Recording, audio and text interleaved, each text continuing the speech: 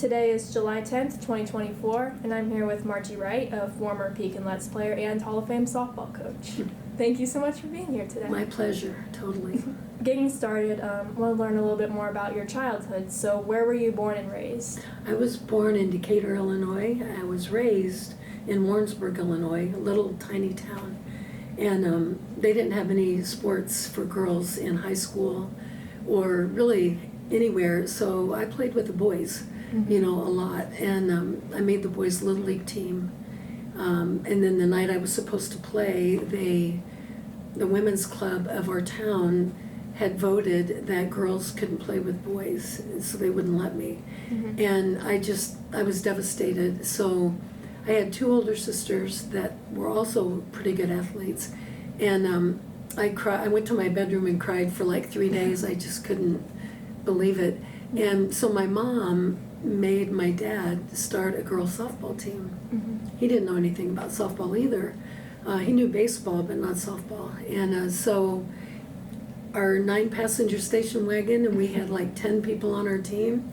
That's how we traveled, and we had an ASA team in the summer. And until I got old enough that I could play, I graduated from high school, then he didn't want to coach anymore. So then I moved and moved teams and played up in the Quad Cities. And then also as a child, you said you went to some Peak and Let's games and watched them play.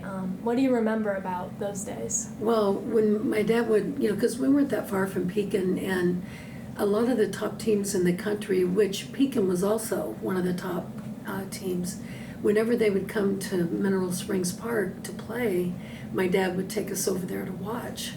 And gosh, the one thing I really remember, which is irrelevant to softball, but the Peak and Let's wore heavy flannel, long pants uniforms for years. And I just could never imagine how hot they were. Yeah. Excuse me, trying to play. And I remember that the pitching was phenomenal. And at that time, I wasn't a pitcher yet. My sister was a pitcher. So I just remember thinking I could never, hit that pitch. It was so fast. And back then we didn't have age groups.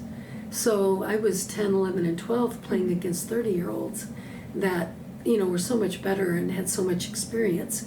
So that's the one thing I really remember. They were just so good, and the pitching was just phenomenal. Do you remember the atmosphere of those games? What it was like with the community?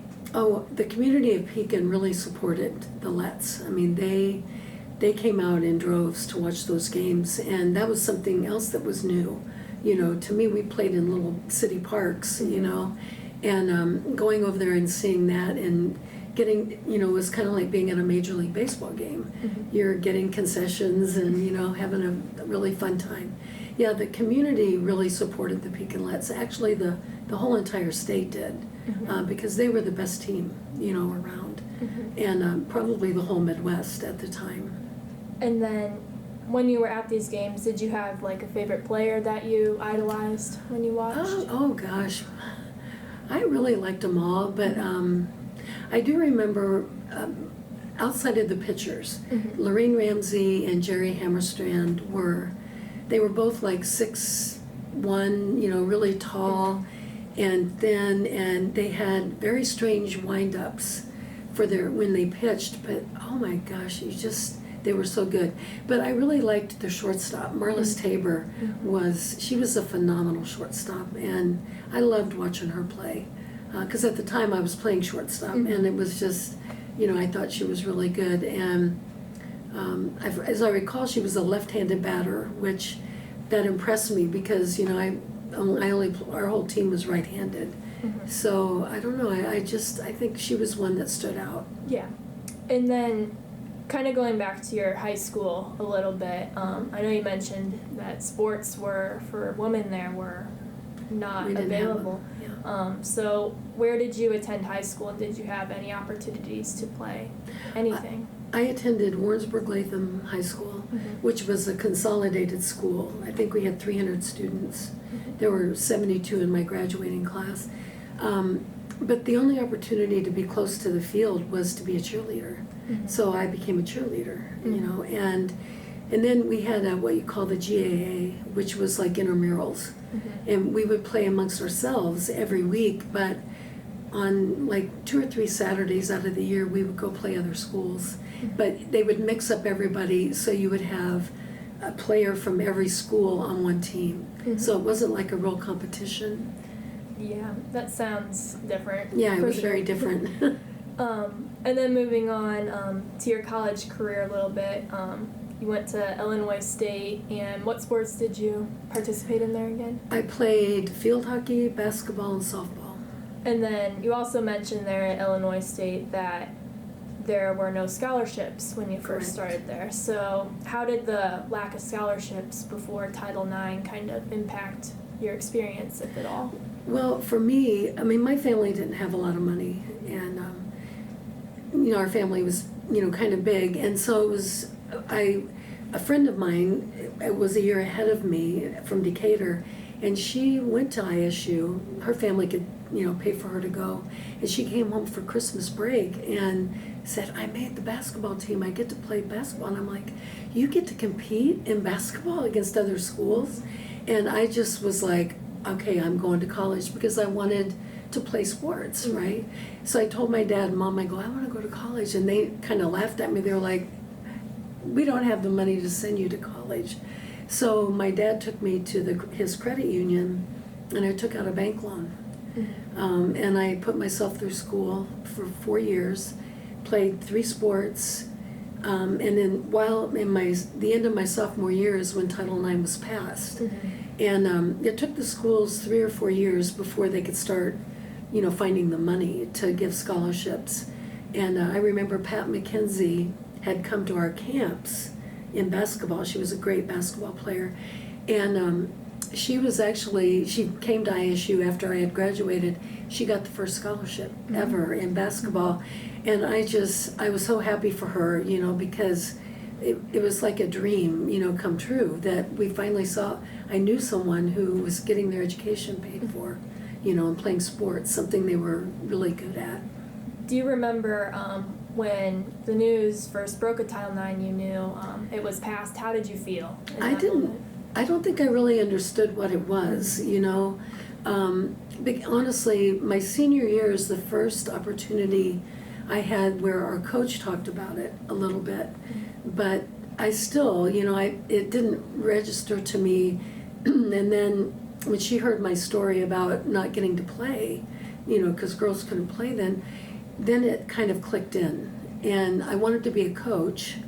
You know, I wanted to teach high school and be a coach, and they didn't have high school sports still. And so I was like, okay, it's going to be my project. So my first teaching job at Metamora High School, I coached 5 sports, but in order to play and travel, I had to learn how to drive a bus. So I learned how to drive the school bus, and I took us everywhere, you know, and I did that for 2 years, and I just got really burned out. And then they hired another PE teacher, and then I only had 3 sports after that, and it was manageable, but I took a cut in pay and went to Eastern Illinois and coached volleyball and assistant coached softball for 2 years, and then came back to my alma mater at Illinois State when my coach decided to just go with basketball only. They needed to have a softball coach, and so they hired me there. That's awesome. Yeah. And then kind of moving into your playing career a little bit post-college or during college at the same time, you got to play for a lot of different teams. I know you mentioned teams out of Moline. Yeah. And you played in the women's professional league in St. Louis. In St. Louis. So what was your experience playing for those different teams? Well, it was different because my dad had been my coach, you know, all those years. When I went up and played in Moline, they were a great team, and they already had a really good pitcher, and they wanted to add to that. So Shay Lange and I, we were our 2 pitchers, and we played center field when we didn't pitch, and we just traded off, you know, all the time. And I played up there for I think 10 years, and I mean, it was a great experience. We won the state championship just about every year. And we were the very first team in Illinois to beat the Pekinlets. And that was really probably the highlight of, when I was younger. But after I played in Moline, I went to the Pro League. And that only lasted for 4 years. And so when that folded, all of us that played in the Pro League, we had to sit out a year. We had to regain our amateur status.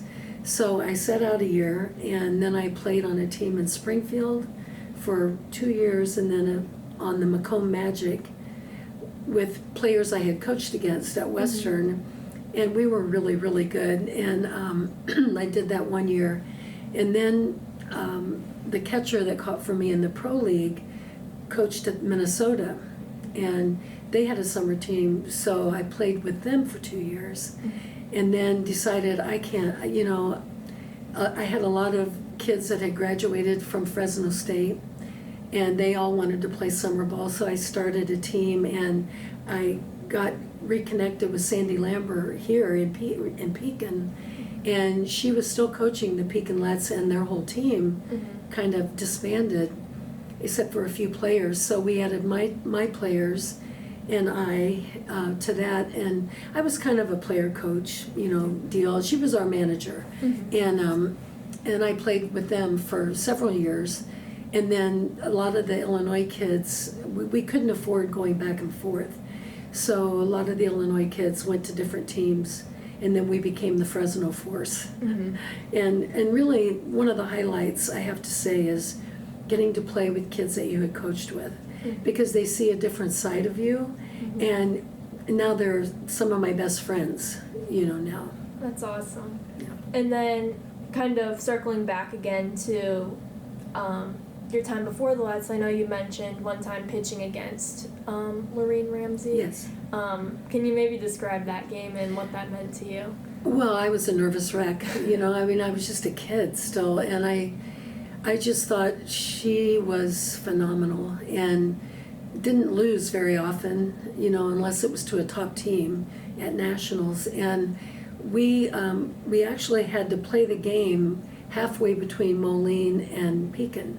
We played in Geneseo, and it was freezing. It was freezing in the summer, and I was just a nervous wreck. But our team was so excited because we knew we were pretty good, and they were getting older, and some of them were getting ready to retire from softball, and we thought this is a perfect opportunity. Maybe we have a chance. And so I just put everything I had into that, and just getting to share the field with Lorene Ramsey. I'd walk out to the mound, and she had her footprint, and it was very different from mine because of her motion. And I just remember thinking, this is unbelievable. She's one of the best ever, and I'm getting to, pitch against her. And then when we won, we were kind of in a state of shock because nobody expected us to beat them. And then kind of going back, so you first started playing for the Lets through Sandy. She kind of got you together, and then you merged the team, kind of played in California and Illinois, correct? Well, we mostly played in Illinois, so it got really hard for all of us to fly back here. Yeah. And but we mostly played here. We played at Mineral Springs, and I remember in 1988, the Pekinlets hosted the national championship there, and that was the first time I became a first-team All-American, and I was 36. And it was the summer after my mom had passed away, and we had finished second in the nation at Fresno, and that was just such a great. It was a tough time, but it was just a great opportunity that that I loved, and so that kind of drew me back to play with the Lets. After that. And then you kind of touched on this a little bit, but what was the atmosphere of the team like when you played with them? And well, it was completely different than the original Pekinlets. The Pekinlets, they were kind of like semi-pro, because they were so good, and a lot of them worked at Caterpillar, and it was sponsored, I think, a lot by Caterpillar. Their manager was a bigwig Caterpillar, and I just always looked at them as being like a semi-pro. You know, they were just kind of like very professional, that everything was run very professionally. And Sandy did that with us too, but you know, the times had changed so much and the players were much different. I mean, I remember seeing Pekin get off of airplanes in skirts and, you know, being completely dressed to the, you know, hilt.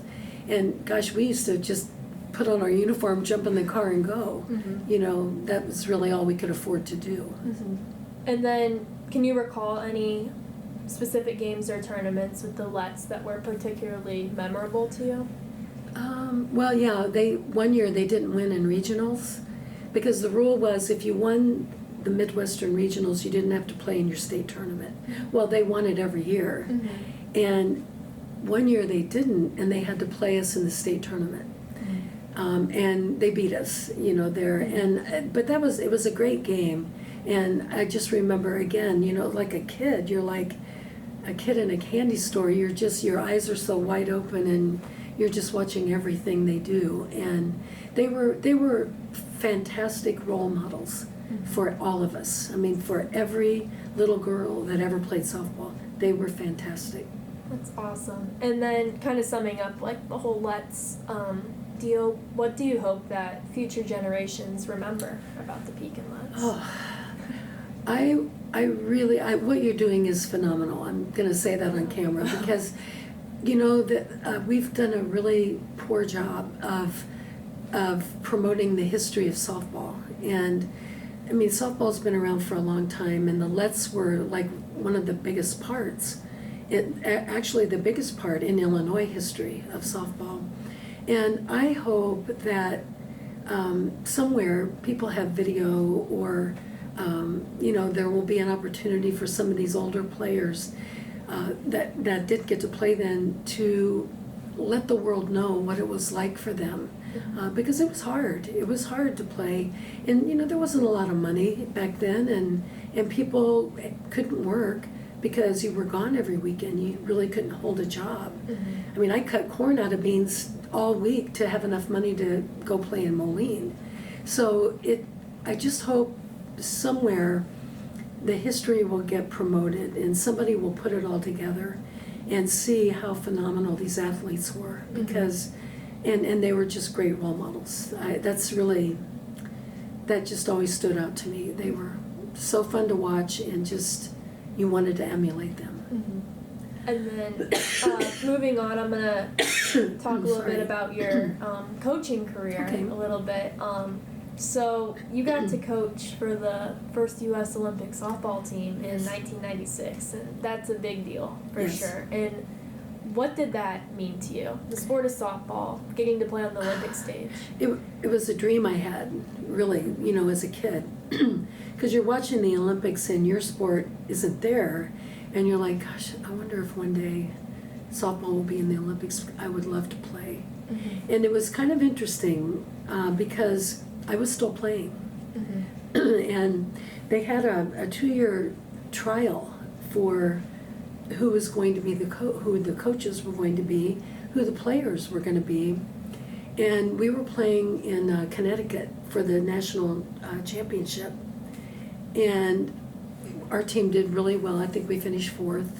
And I pitched, you know, pretty well. I think I had like a no-hitter or something, you know, and did really well.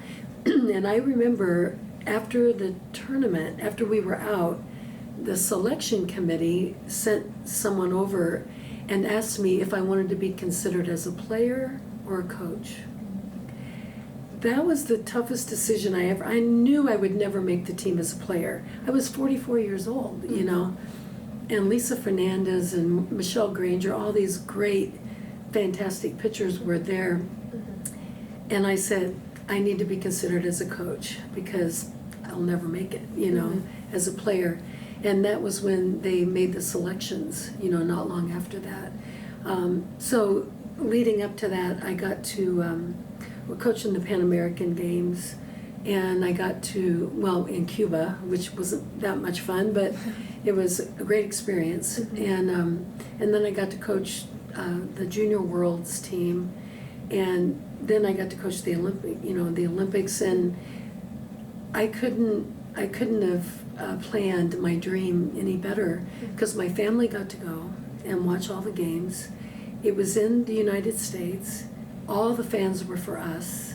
I had 5 of my former players on the team from Fresno, and it was like a dream, it was like living in a dream.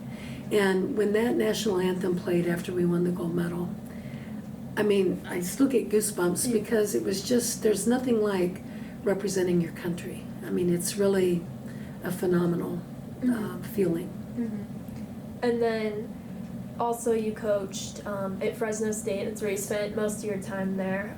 What kind of drew you to Fresno? The weather. Yeah, and my former basketball coach at Illinois State was at Berkeley. And they happened to be in the same conference as Fresno State, and they found out that the coach that was there was retiring. And so Dr. Foster told them about me and said, hey, she's at Illinois State, you might want to consider her.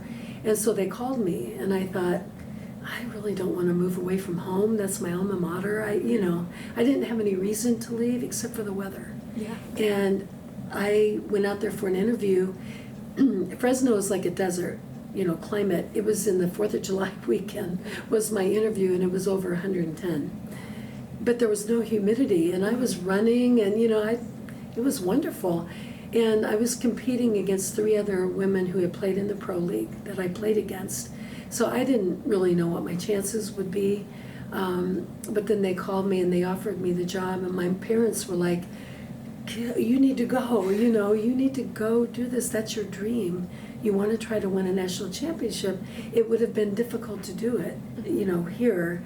So I said, okay, I'm going to go. And I didn't realize I would stay there 27 years, But my mom and dad came out every winter and stayed with me for, and my mom passed away in '88, so I didn't get to have that privilege very long. But they came every year, and then, I brought lots of people from my family would come and visit, so it was great, just being in that environment and letting them see California, because they had never been there.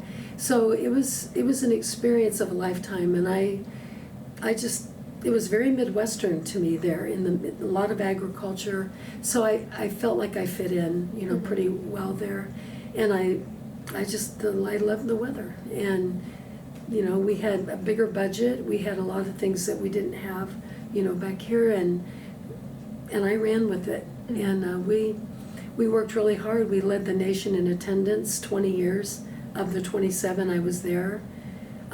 We built the first stadium on a college campus, and we had over 6,000 people at the game, and so we did a lot of really great things while we were there, because the opportunity was there. Did you face any challenges at all when you were at Fresno State? Yes, we got the stadium because of Title IX, and the Office for Civil Rights chose our school and came in and investigated it along with 7 other state schools, and they found us to be out of compliance, and it was tough, then, because they blamed the women, and 3 of the coaches that I worked with all got fired, and they couldn't fire me because we were winning. We won the national championship. How are you going to fire me, right? And I testified in all 3 of their court cases, and they all became millionaires. And so sometimes I kind of wish I was fired too. You could have, done that. But we had a very, very difficult Title IX battle at that school for a long time, and they just didn't figure it out. And the Office for Civil Rights just nailed them. They made them build the stadium, because the baseball team had one 13 years before we even had the Title IX issue. And we got the same contractor, and